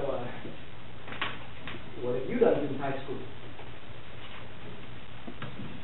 Huh? Laura, I said, what have you done since high school? Nothing much. Well, you must have been doing something in 6 long years. Yes. Well, then such as what? I took a business course at business college. And how'd that turn out? Well, not very well. You see, I had to drop out. It gave me indigestion. Oh. Well, what are you up to now? Nothing, really. Please don't think I sit around doing nothing. My glass collection takes a good deal of my time. Wait. I'm sorry. What kind of glass is that? A collection is that I have one. You know what I judge to be your principal trouble? Inferiority complex. You know what that is? It's what they call it when someone low rates himself. Now, I understand it because I used to have it too, although my case is not as aggravated as yours seems to be. However, I had it until I took up public speaking and developed my voice and learned that I had an aptitude for science. Until those days, though, I never thought of myself as being superior in any way whatsoever. Anyway, I've never made a regular study of it, but a friend of mine tells me that, well, that I have an ability at it. I'm better at guessing people's psychology better than doctors who make a profession. Now, I don't judge that to be necessarily true, but I can sure guess a person's personality more. Excuse me, but I can't go on talking much longer with this piece of gum in my mouth. It's awful when it loses the flavor. I'll just wrap it up in this little piece of paper because me of all people knows how it can get stuck to the bottom of the shoe. Anyhow, that's what I judge to be your principal trouble. A lack of confidence in yourself as a person. Not enough faith. Now, I'm basing that fact on a number of the remarks that you made, as well as a few of the observations that I've seen. For instance, that clumping that you thought was so awesome in high school. You see what you did? You dropped out of school. You gave up an education all because of a little clump which, as far as I know, is practically non-existent. A little physical defect is all you have, though, magnified thousands of times by the imagination. Hardly noticeable. You know what my best advice to you is? Think of yourself as superior in some way. In what way would I think? I mean, alive, Laura. Look around you, would you? What do you see? A world full of people. All of them born and all of them going to die. And each one of them has 1/10 of your good point. Or mine, or anybody else's for that matter. You know, everybody excels in some one thing. Some people admit it. Take me, for instance. My interest happens to lie in electrodynamics. Now, I'm taking a course at night school in radio engineering, as well as a fairly responsible job down at the warehouse. I'm taking that course as well as a course in public speaking. I believe in the future of television. I wish to be there to go right up along with it. I've just got to make the connection. I've got to get in on the ground floor. Well, now all that remains is for the industry itself to get underway. Knowledge. Money. That's the cycle of democracy. I guess you think I think a lot of myself, don't you? No. Well, how about you? There's got to be something that you take more interest in than anything else. I do, as I said, I have my glass collection. Anyway, what sort of glass is it? They're articles. They're ornaments, mostly. They're all animals. The tiniest animals in the world. My mother calls them the Glass Menagerie. Here's an example point you'd like to see him. He's one of the oldest. He knows they're eaten. Be careful. Breathe will break. Oh, then I better not take it. I'm pretty hungry. Go ahead. I trust you. There. You see how you're holding him gently? There you go. Hold him with the light. He loves the light. Don't you see how the light shines through him? Sure does shine.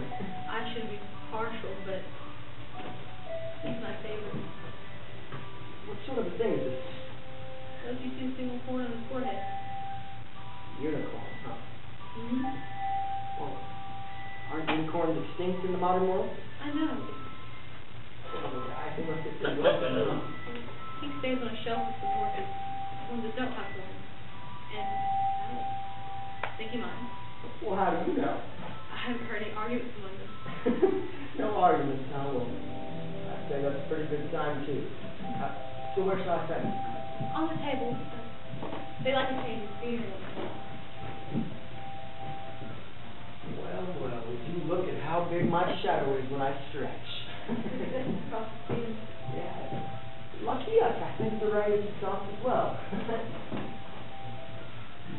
Where does the music come from? From the Paradise Dance Hall. It's across the alley. Really? Well, how about we cut the rug a little bit, Miss Wingfield? Or is your schedule all filled up? Oh, well, then I'd better take a look. What, every dance is taken?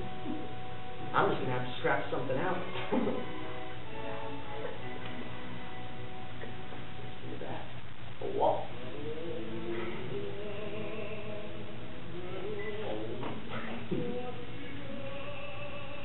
I can't. There you go with that inferiority stuff again. No, I can't. Well, come on, you're going to try. Well, that's different. Well, I'm not made out of glass. I will start. Lean back to me. Hold your arms up a little bit. Okay. A little bit higher. Good. Now, don't tighten up. That's the main thing about it. Just relax. It's hard not to. Okay. I'm afraid you can't break it. What do you bet I can? Oh, okay. You can. You can. All right, just loosen up, Lord. Loosen up. I'm trying. Goodness. All right, just don't tighten up. That's just loosen the backbone a little bit. It's hard. I'm trying. Let yourself go, Laura. Let yourself go. Oh. All right. It's okay. Good. You're doing all right. I am. Yes, we're both fumbling about it. It's okay. All right, better. Now we're ready. Oh. We'll get the paper. Yes. If we knock that off. Wow. Something else. What is it? It was a little glass horse with it. Horns. Yes. I was invented. Now you put my favorite word. Point. Maybe it's a blessing in disguise. I bet that's a favorite piece of glass. Now I've gone broken. I don't have favorites much. It's no tragedy for me. The glass, it breaks so easily, no matter how careful you are. There's traffic jars the shelves and things fall off. I'm awfully sorry about the cost. I'll just imagine he had an operation. It was really making me feel like freakish. What freakish. You see, now that we're more at home together for us, we want to don't have one.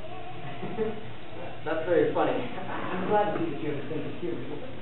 Well, you're very different from anybody else that I've ever met. I hope you don't mind me saying that. I mean it in a nice way, of course. Well, you make me feel kind of... I'm usually pretty good at expressing myself, just as, well... Has anyone ever told you that you're pretty? Well, you are. In a very different kind of way, but all the nicer because of that difference, too. You know, Laura, I wish that you were my sister. I teach you to have some confidence in yourself. I teach you that being different is not a bad thing. There's nothing to be ashamed of in that, because other people, well, they're not such wonderful people.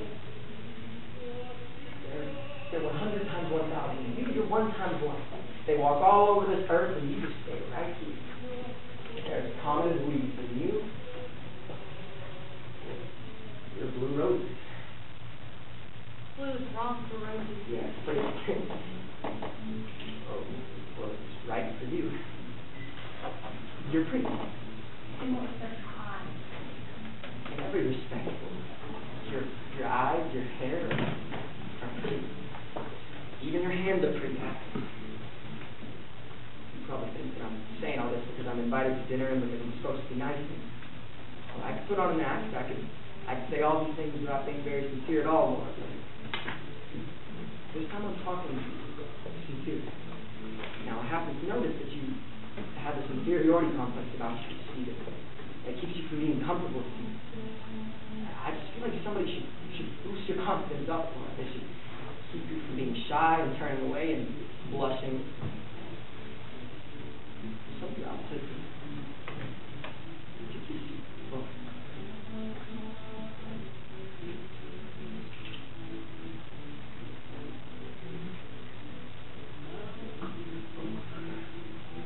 Stumble.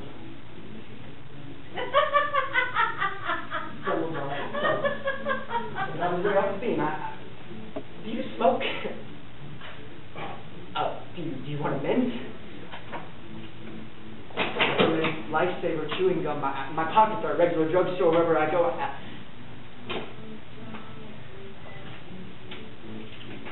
You know, if you were my sister, I'd do the same thing as Tom, Laura. I'd bring a bunch of guys out to introduce to her, the right type of guys that make her feel special and appreciate her. And well, maybe I've got no right to be saying this. That may not have been the intention of having me out here at all today, but you know, so what if it was? There's nothing wrong with that. In my case, he's just wrong about me. You see, I'm not in a position where I can do the right thing and take down your number and say that I'll call in a few days and ask you out for dinner. I just thought that I'd better explain it before you misunderstood and I hurt your feelings. You won't call again? No, Laura. As I was just explaining, I can't do that. I've got strings on me, you see. I've been going steady with this girl named Betty, and, well, she's a homegirl like you, and she's Catholic and Irish, and in a great many ways we get along just fine. We took a boat trip down to Alton last summer, and from the start it was love. You know, love has a way of changing a man, Laura. It gives him a whole new outlook on the world. Well, it just so happened that Betty's aunt took sick, and she had to catch a wire down to Centralia, and so when Tom asked me to dinner, naturally I just accepted, not knowing that you just stumbled, John.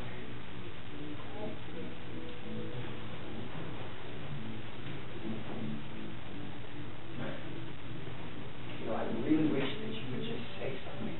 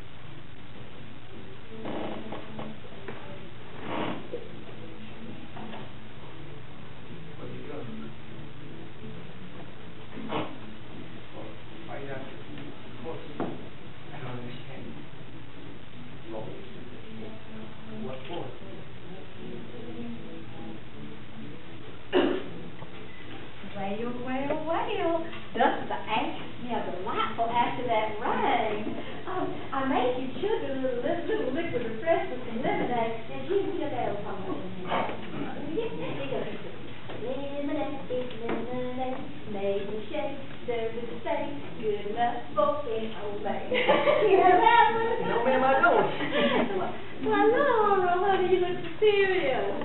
Well, we happen to be having a very serious conversation. Well, good. Made you better acquainted. You might have been so much more serious in my generation. I was so gay as a girl. You haven't changed in the least bit, Miss Winfield. Tonight I am rejuvenated, Mr. O'Connor. The gaiety of the occasion. Oh, I baptized myself. Oh, you know, I discovered that we had the maraschino cherry. Still miss you and all. We shouldn't have gone to the trouble, Mrs. Winfield. Trouble, it wasn't trouble at all. Did you hear us cutting up out in the kitchen? I bet your ears were burning. I told Tom how outdone him I was, keeping you to himself for so long. Now that you have found your way here, I want you to be a very frequent visitor. Not just occasional, mind you, but all the time. We're going to have some good times together. I feel it. You know, that air just smells so delightful after the rain. And the moon, oh, it's so pretty. I'm going to skip on out to the kitchen because I know where my place is with you young folks. Having a Miss Winfield, you're not going to leave, but as a matter of fact, I've got to be going. You're not even ashamed of eating this up, huh? Well, you know how it is. You know, that's what it makes. You have to be working in hours. Well, we're going to let you off this next time. Now, what night's the best night for you working in? Is Saturday night the best night for you? Well, as a matter of interest, Mrs. Winfield, I've got several time slots to be punching in, one in the morning and one in the evening as well. Wow. You work at night too. I ambitious. Well, not work, but Betty. Daddy? Who's Daddy? Oh, she's just the girl that I've been going steady with. Oh. So it's a serious romance, Mr. O'Connor. As a matter of interest, Mrs. Winfield, we're to be married the second Sunday in June.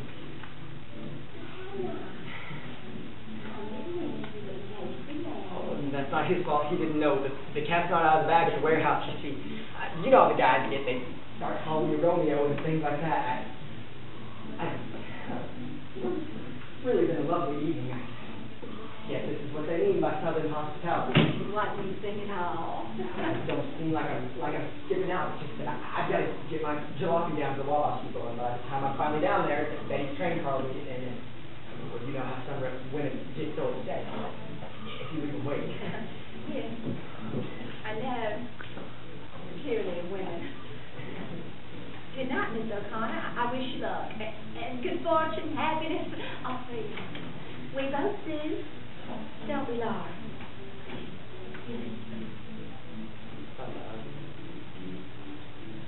I sure treasure that little souvenir that you gave me, Laura. Don't you forget that bit of good advice I gave you, okay? So long, Shakespeare, and thanks again, ladies. Good night.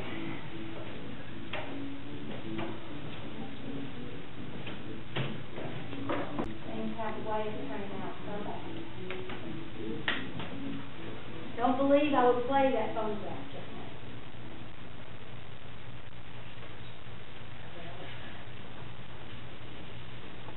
Jim Cole was engaged to be married.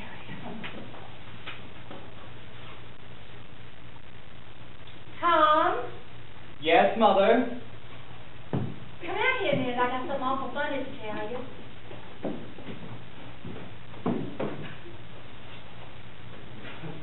Well, has the gentleman caller gotten away already? Gentleman caller made an early departure. What a wonderful joke he played on that song. How do you mean?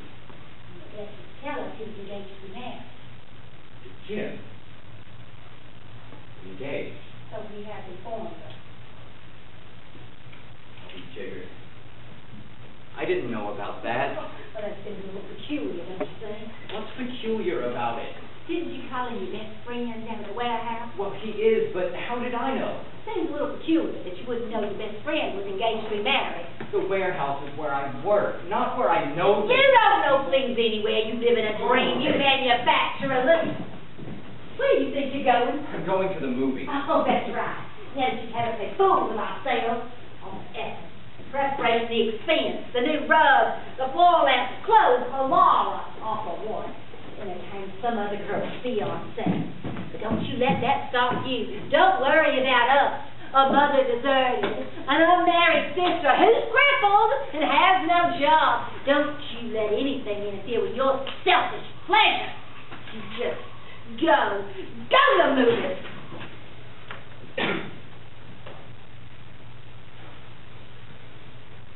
All right. I will. The more you shout about my selfishness to me, the quicker I'll go, and I won't go to the movies. Go to the moon, you selfish person.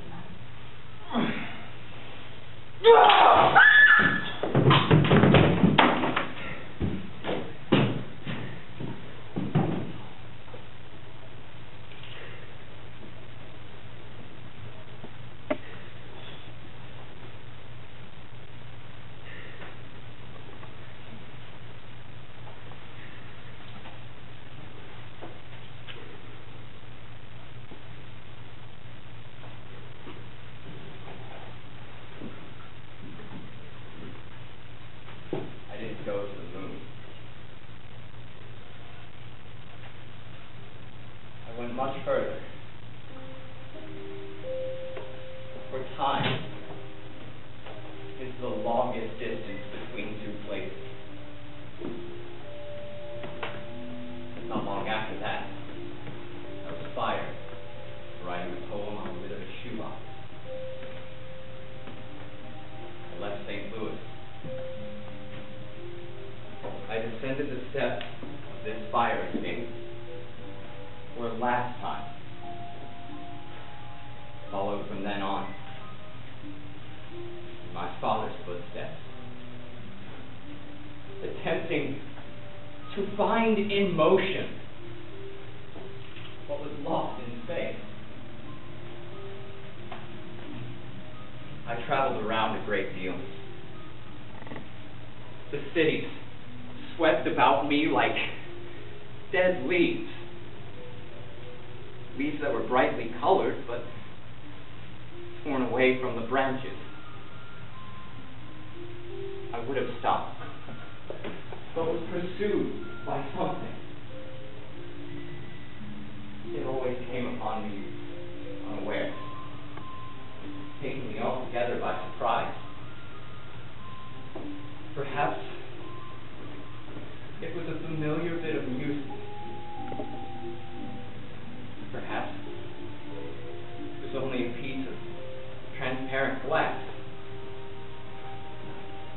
Perhaps I am walking along a street at night in some strange city before I have found companions. I pass the lighted window of a shop where perfume is sold. The window is filled with pieces of colored glass. Tiny, transparent bottles in delicate colors. Like bits of a shattered rainbow. And all at once, my sister touches my shoulder. I turn around and I look into her eyes. Oh, Laura. Laura, I tried to leave you behind me, but I am more faithful than I intended to be. I reach for a cigarette. I cross the street. I run into the movies or a bar. I buy a drink. I speak to the nearest stranger. Anything that can blow your candles out. For nowadays, the world is lit by lightning.